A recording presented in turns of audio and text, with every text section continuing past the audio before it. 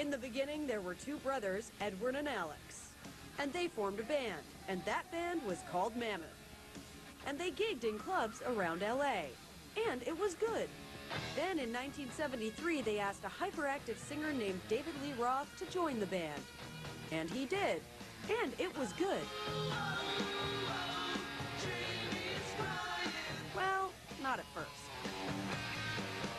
It's like no club would hire us because we were either too young or we played too hard rock and roll. Okay, so we auditioned at this place once, and, you know, we're playing our own music, and they go, hey, no, you gotta play top 40. You gotta play the hits. It's like, no matter what we tried, every time the guy would tell us, you gotta do this, man, if you want a gig here. We'd try it, we'd come back, work it up, and the guy would go, no, no, no.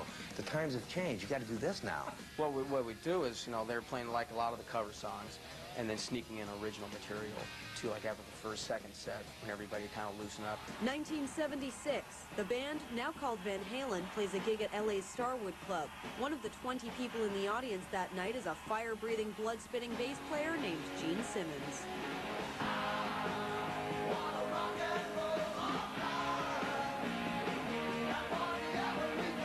He walked up next to me, and I'm like, oh, hi, Dad. Here I am, 5'6", and he's got his 12-inch platforms on, like... I'll never forget the first thing my brother asked him was, how do you go to the bathroom? Gene shows up and he goes, you guys have a record deal? Do you have a manager? We're going, no. What's a manager? What's a record deal? I found Van Halen playing at a club in Los Angeles, flew them to New York, and produced about 15 songs, the tape of which I still have. And then within 6 months of that, they got signed to Warner's, and everything was fine.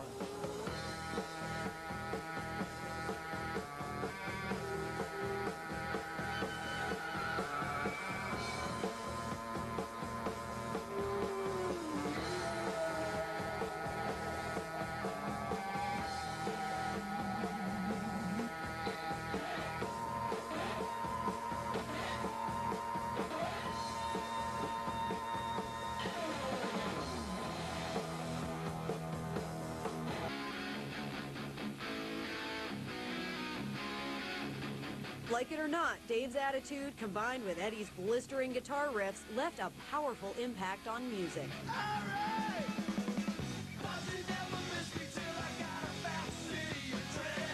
My first impression of Van Halen was that David Lee Roth was a god and that so was Eddie. Van Halen were amazing, but they showed you that you could be technically proficient and energetic and showy all in one. Along comes Eddie Van Halen, smiling, sliding, spinning, flying, and reinventing the guitar.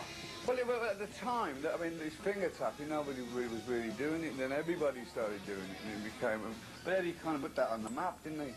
Van Halen represents, to me, purists in the realm of rock. And that was some of the most genius hard rock. Talk about the sound, the tunes, and the show. It's a 10. It was a stellar production, as David Lee would say. Nothing stays the same.